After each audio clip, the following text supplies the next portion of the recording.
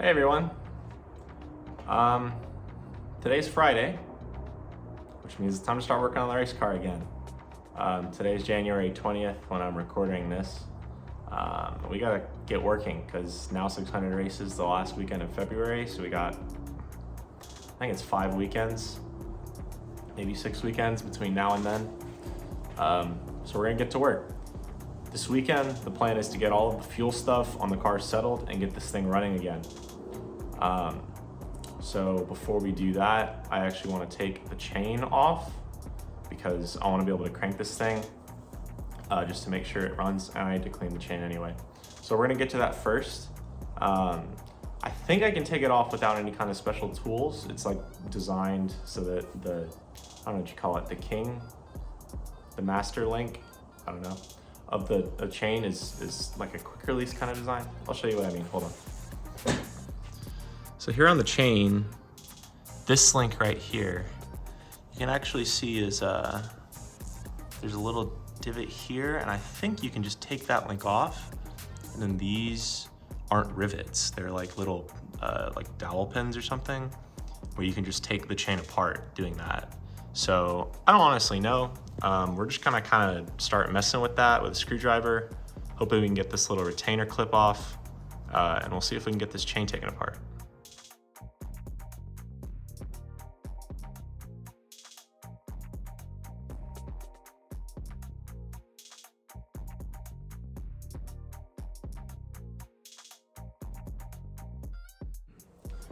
That ended up being pretty easy.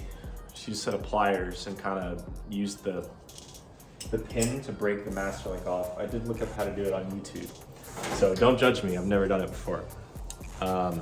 One thing I've been told from watching videos online is to check your chain is straight. But to my eyes, I don't see anything that would indicate that I have a link that's bent or something. So that's good. Now that that's done, I think the next thing is going to be getting this off. So this is our fuel shutoff valve here. It's pretty nasty. So what I'm going to do is get this off the car, and then this is going to go through the ultrasonic cleaner before we start actually putting the fuel system together, because this thing is pretty gross on the inside.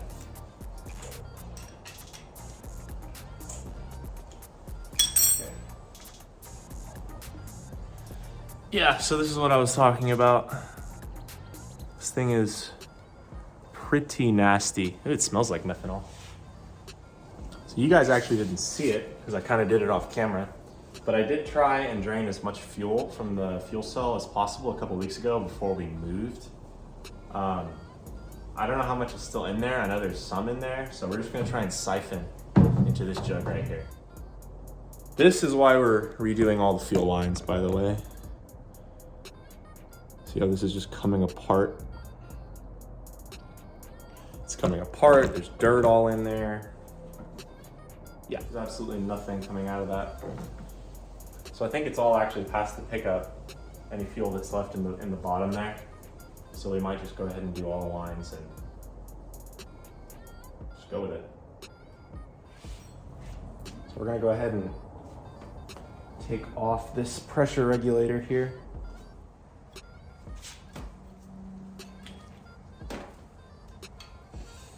Methanol in that. Of course there is. It's a pretty nice fitting, actually.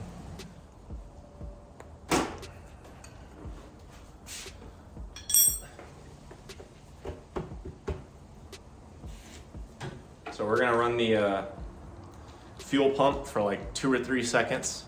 I don't think that'll I don't think running it at dry like that will burn it up.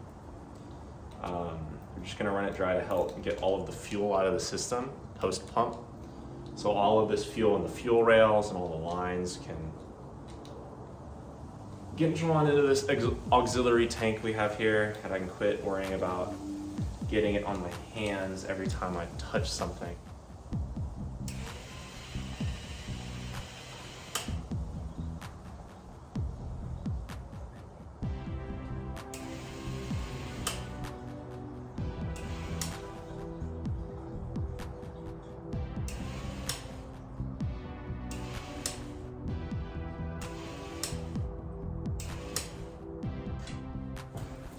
Hey, update.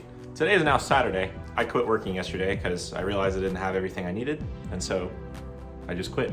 Today's now Saturday. We're working with a new ball valve because the old one is kind of disgusting, and these are cheap enough. I went ahead and just got a new one. So this one actually turns out beautifully. It's all fresh on the inside. I just got it at Home Depot. This is rated for 600 PSI, which should be plenty for what we're working with. And most of the time it will be open anyway. So it's not like I'm worried about this ball valve not being able to take the pressure or whatever.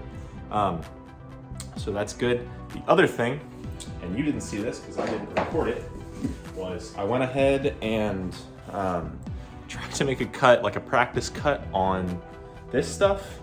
And that turned out horrible because I was using a set of bolt cutters. So I realized that was not going to be an option. So I went to Harbor Freight and I got one of these pneumatic cutoff tools and some cutoff wheels there in the bag. So this should work much better than what I was gonna try and do with the bolt cutters. Anyway, let's get back to work. I think the next thing is gonna be putting together that fitting with that ball valve with our AN fittings.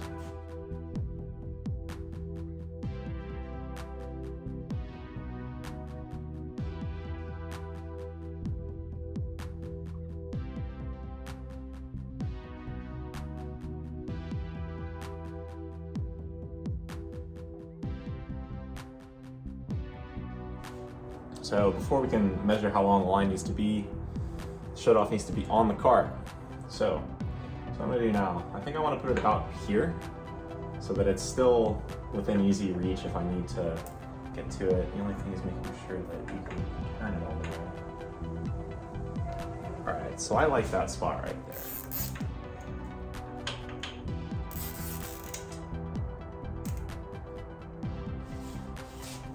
It's on there.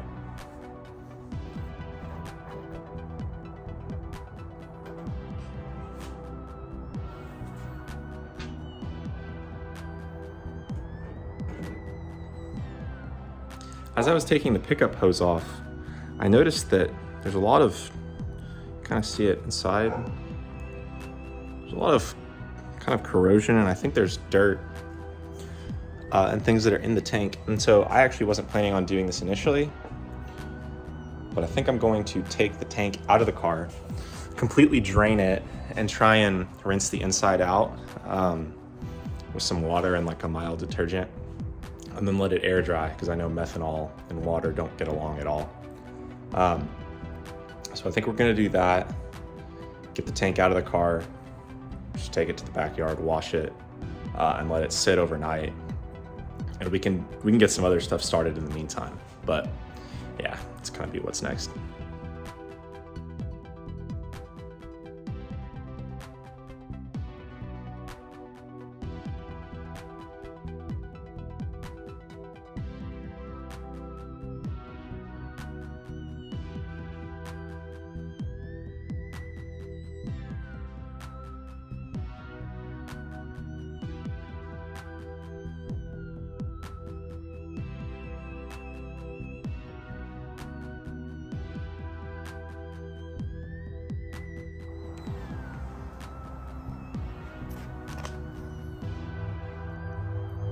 Yeah.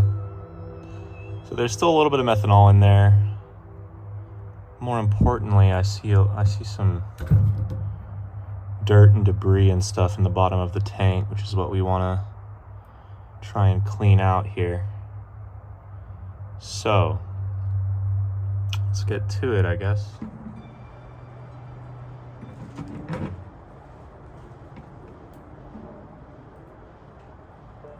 If it's good enough for the ducks, it's good enough for us.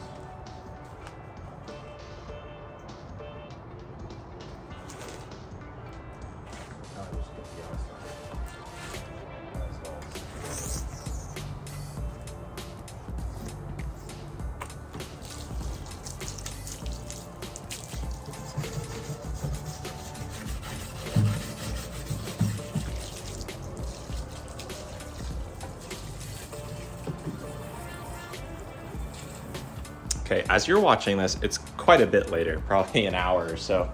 I only recorded the first time of me rinsing through this fuel cell, but it's done. I probably rinsed through it, I don't know, 8 times or so. This has been pretty thoroughly rinsed until I just didn't see any more sudsies.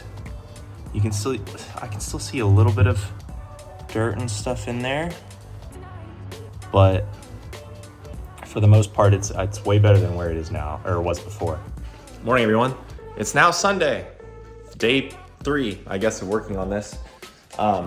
Fuel cell's dry on the inside. We're gonna go ahead and load it back up in the car. Even if there's residual water, kind of just hanging out inside of it, it's still gonna get the whole day to dry because it's gonna take us the whole day today to get all the lines hooked up and everything before we fill it back up with methanol. So I think we're good. We're gonna go ahead and get started. The first things first is gonna be putting this fuel cell back in the car.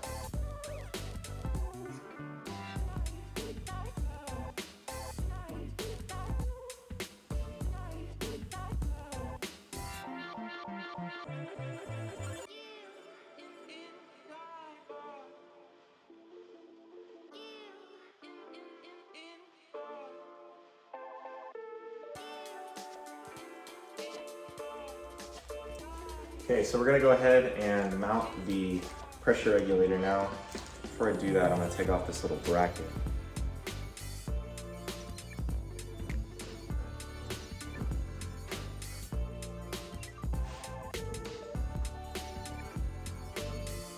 So this is gonna be the final setup on top of the tank here. This is our breather hose, and I was able to check, this does have a rollover check valve in it, this little thing right here, which means that if the car gets upside down, there's a little ball in there that moves up and it blocks fuel from flowing out the filter. And then the pressure regulator here, I've mounted this way. It wasn't really able to fit any convenient way because of the rear radiator setup. And so it's gonna be facing this way. And then I still think this is useful because if I'm standing here, I can check all the gauges at once, flip the fuel switch and everything, and check the pressure before starting the car. So the next thing is gonna be getting all of these other lines off, and then we'll start to make new ones.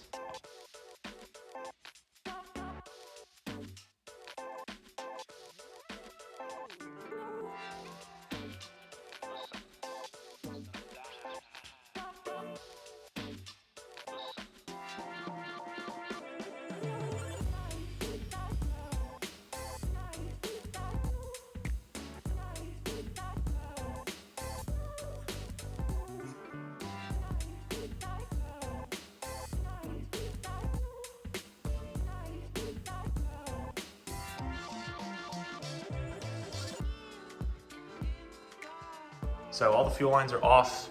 I also, real quickly off camera, just changed out these 2 breathers for the crankcase. That didn't take very long. But now that all the lines are off, I wanna show you guys kind of the plumbing routing that we're gonna follow.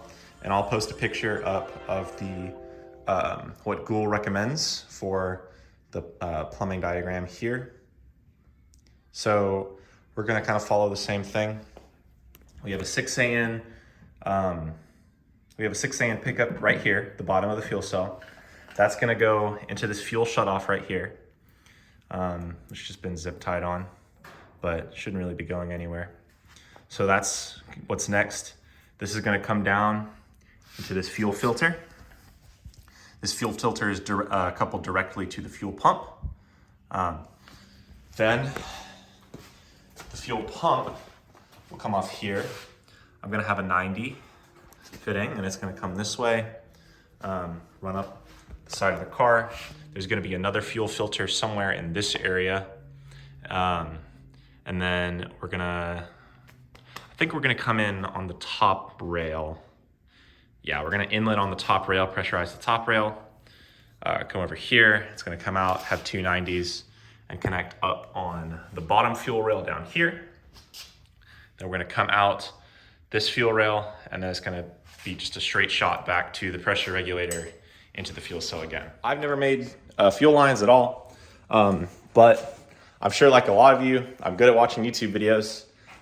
So we're gonna kind of just jump into it. I have some some orange cord that I'm gonna use to kind of measure how long the lines need to be. And then we're just gonna cut them, put them in the fittings and see how it goes. All right, here goes nothing. Cutting tool set up with the cutting wheel on. I measured the first hose from the pickup to the shutoff, needs to be 10 inches. So got that measured out here.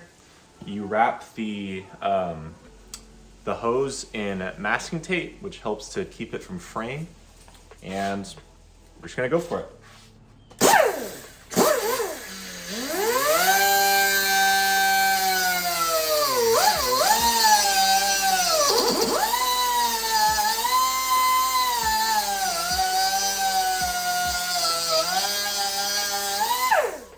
Seems to have worked all right. Now we'll go with the next one.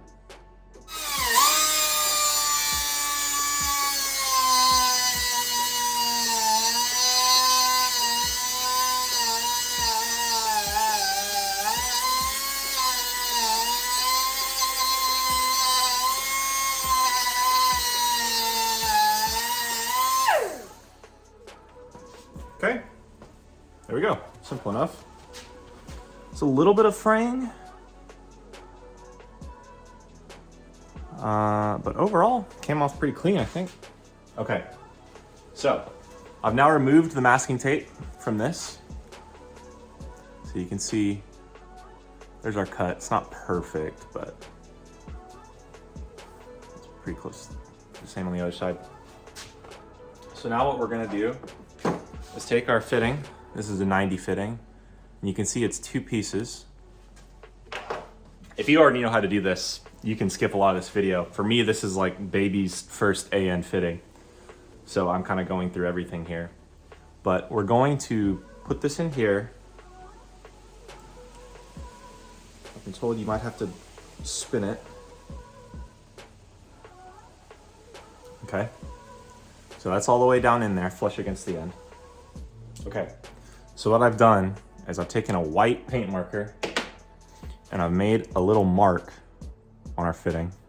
It's not super noticeable, but what that's gonna tell us, we know the fitting's all the way in right now and we just don't want it to come out as we're pressing the actual fitting into the hose end.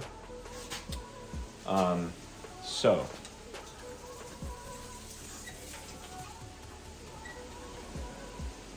put this in the vise.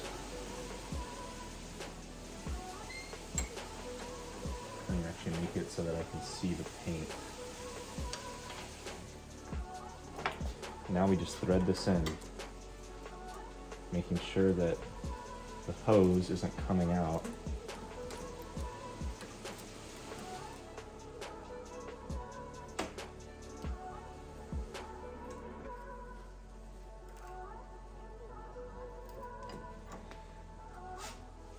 Okay. Now hopefully I haven't marred this too bad. So I did mark up the fitting a little bit. It's okay, race car. But this does swivel.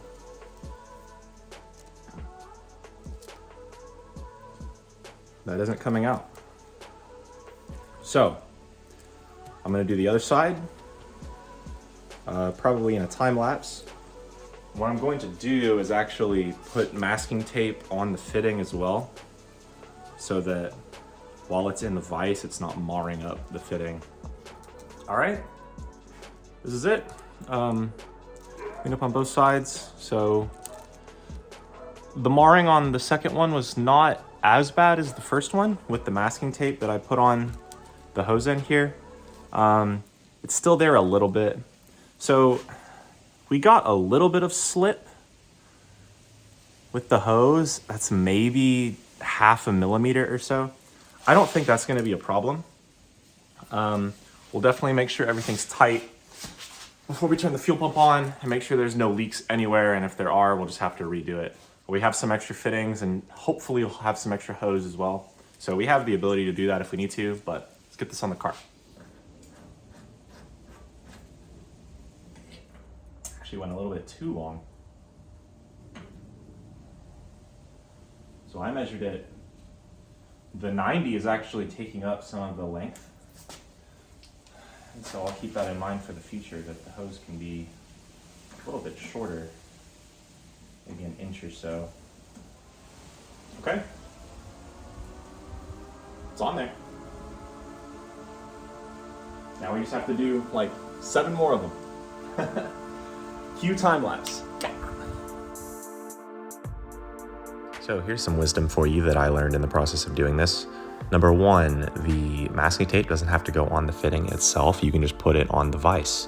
So put your masking tape, 2 or 3 strips on the metal jaws of the vise, and then just put the fittings into the vise as normal, but now you have the masking tape there. The second thing was when you're doing the hose, put the fitting on one side of your hose and then mock it up in the car. Mark where you want to cut, just having an approximate length to start with, but a little bit extra, and then marking where you want to cut, and then your hose will end up the exact length you want it that way. So that helped. Right, so it's a couple hours later now, and pretty much every line on the car, well, not pretty much, every line on the car is now made. So we'll go through the whole route. You can see there, comes down, and then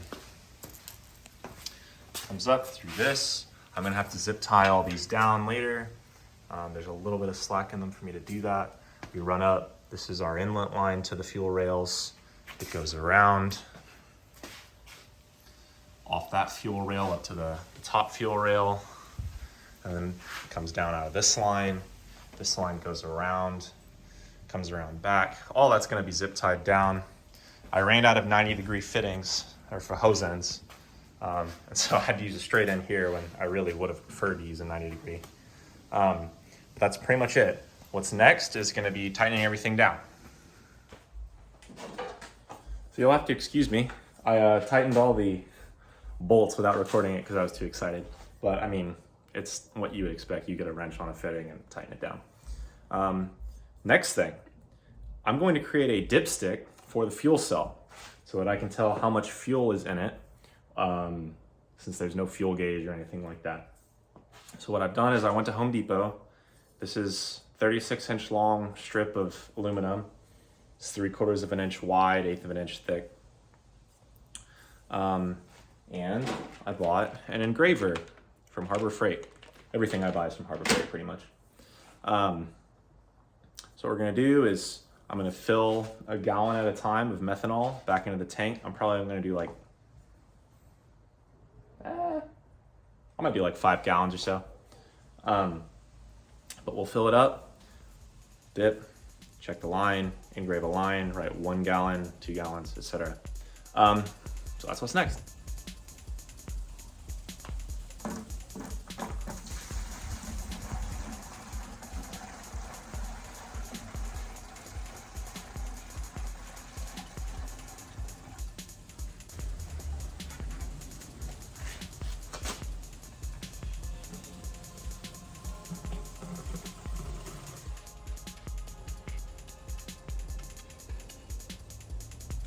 Close enough.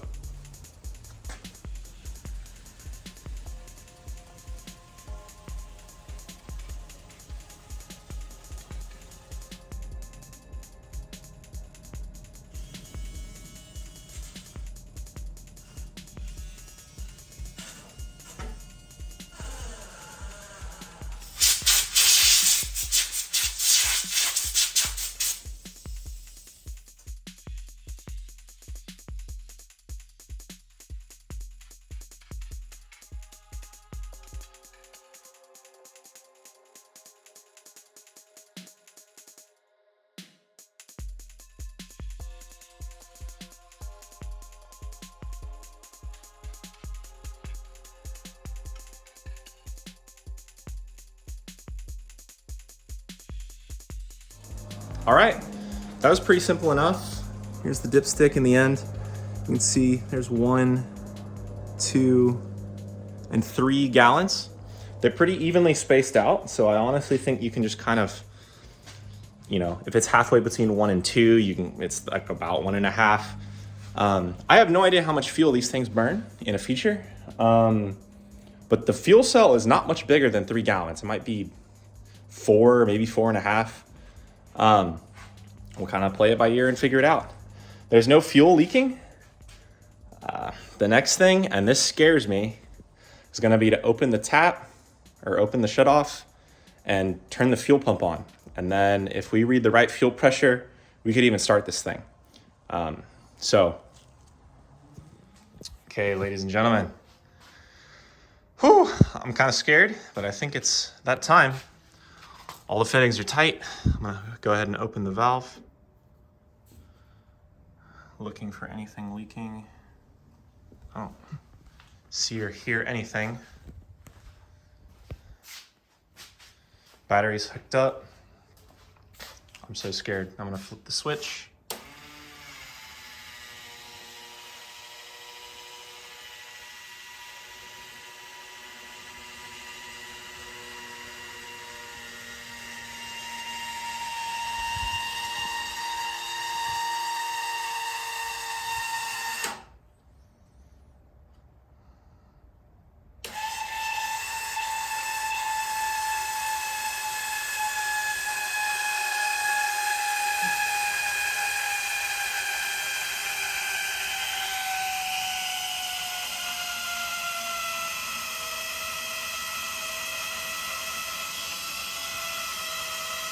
Okay, we're at 60 PSI.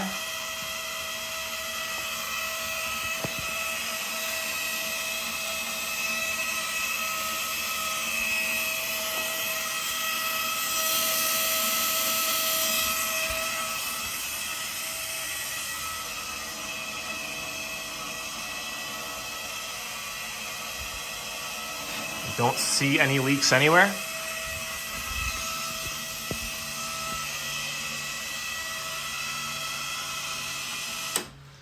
Okay, fuel system's primed. Whew, I'm so scared. I have a jump pack now, and I think the CCA on this little battery isn't quite up to snuff to a complete cold start. So we're gonna give it a little bit of help.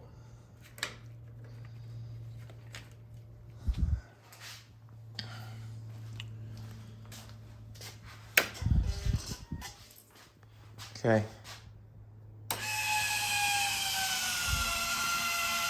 Little fuel pressure. We're actually going to keep the ignition off. Let's bump it a couple times. Oh, we can't. Oh man, I'm so scared. Okay.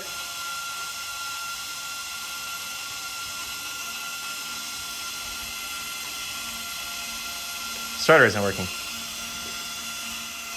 Okay, I don't know what the deal was, but now the starter button is working.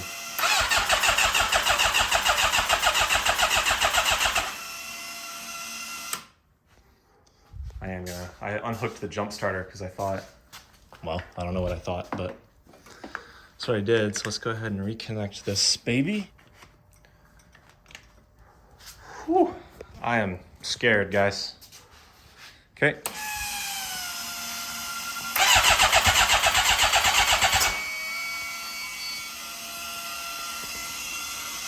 Showing 12 volts.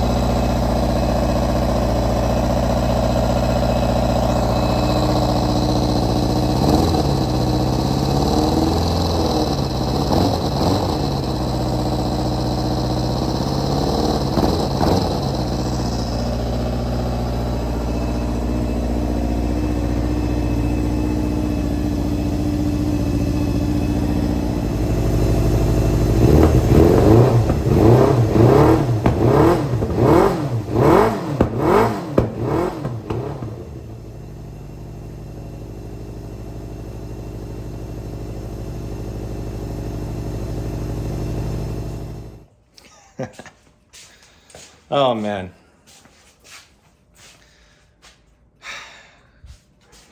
smiling, man. There were no leaks anywhere. So that's just awesome. Can't believe it almost. The oil pressure was kind of high for a second when it cranked up. I don't know if it's just because of where the oil was in the pickup. I don't know where the oil pressure is being read. But man, I think this was a success, guys. In the next video, I think we're gonna kind of clean up all of the way the lines are routed, zip tying them to the chassis. I'm smiling, man. This is awesome. I love the sound of this thing. I can't believe I own it still. It's a dream, man. We're working on it. So the next video will be, cleaning up all those lines. We're going to work on the hub bearing and the bearing in the bird cage. We'll see what we can do next video on that. There's some other little things. We still got to get a seat insert put on this thing. We still have to clean up a lot of those bolts that are in there, but making progress. So thanks for watching. I know these videos aren't as regular as I keep saying they're going to be. Life just gets kind of crazy. I won't make up excuses or stuff, but I appreciate everyone watching.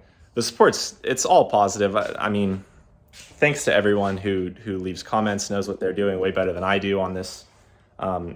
Helps me. For instance, I didn't realize I was grounding the battery to the floor plate, the floor pan, whatever you call it. And I thought that was fine because the chassis and the engine were grounded the same place, but someone helped and said that I needed to be grounding it to the engine. The engine seemed to run better. So just stuff like that. I thank you guys so much for following along and just enjoying what we're doing here. There's still a lot of stuff to go before February comes and we run this thing for the first time, but I'm so hyped. I love this thing so much, and I'm so happy to be doing what I'm doing. So thanks for watching, guys. I'll see you in the next one. Take care.